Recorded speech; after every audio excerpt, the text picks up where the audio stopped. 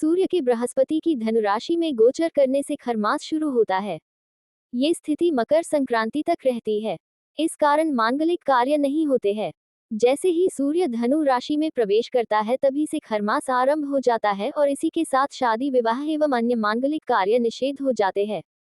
इस माह में सूर्य धनु राशि का होता है। ऐसे में सूर्य का बल वर को प्राप्त नहीं होता। इस वर्ष 15 दिसंबर दिन 3:56 पर सूर्य के धनु राशि में प्रवेश करने से लेकर 14 जनवरी 2024 रात्रि 2:42 पर सूर्य के मकर राशि में प्रवेश करने तक खरमास रहेगा। वर को सूर्य का बल और वधू को बृहस्पति का बल होने के साथ ही दोनों को चंद्रमा का बल होने से ही विवाह के योग बनते हैं। इस पर ही विवाह की तिथि निर्धारित होती है। खरमास शुरू हो जाने से विवाह संस्कारों पर एक माह के लिए रोक लग जाएगी। साथ ही अनेक शुभ संस्कार जैसे जनेऊ संस्कार, मुंडन संस्कार, गृह प्रवेश भी नहीं किया जाएगा। हमारे भारतीय पंचांग के अनुसार सभी शुभ कार्य रोक दिए जाएंगे। खरमास कई स्थानों पर मलमास के नाम से भी विख्यात है। शास्त्रों में मलमास शब्द की यह व्युत्पत्ति निम्न प्रकार से बताई गई है। मलि सन मलोचति गच्छतीति मलिम्लुचः, अर्थात मलिन गंदा होने पर यह आगे बढ़ जाता है। हिंदू धर्म ग्रंथों में इस पूरे महीने में किसी भी शुभ कार्य को करने की मनाही है। जब गुरु की राशि धनु में सूर्य आते हैं तब खरमास का योग बनता है। वर्ष में 2 मलमास, पहला धनुर्मास और दूसरा मीन मास आता है। यानी सूर्य जब बृहस्पति की राशियों धनु और मीन में प्रवेश करता है तब खर या मलमास होता है, क्योंकि सूर्य के कारण बृहस्पति निस्तेज हो जाते हैं। इसलिए सूर्य के गुरु की राशि में प्रवेश करने से विवाह संस्कार आदि कार्य निषेध माने जाते हैं।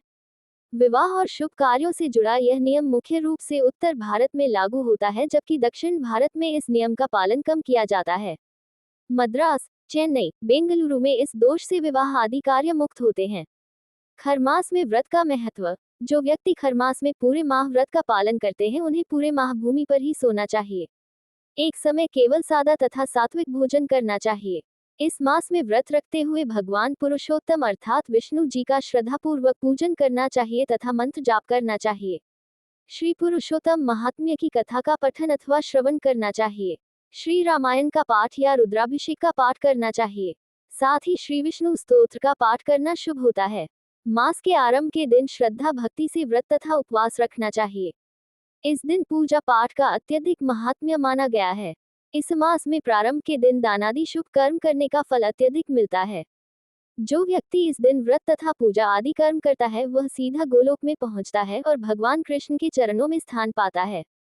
खरमास की समाप्ति पर स्नान, दान तथा जप आदि का अत्यधिक महत्व होता है।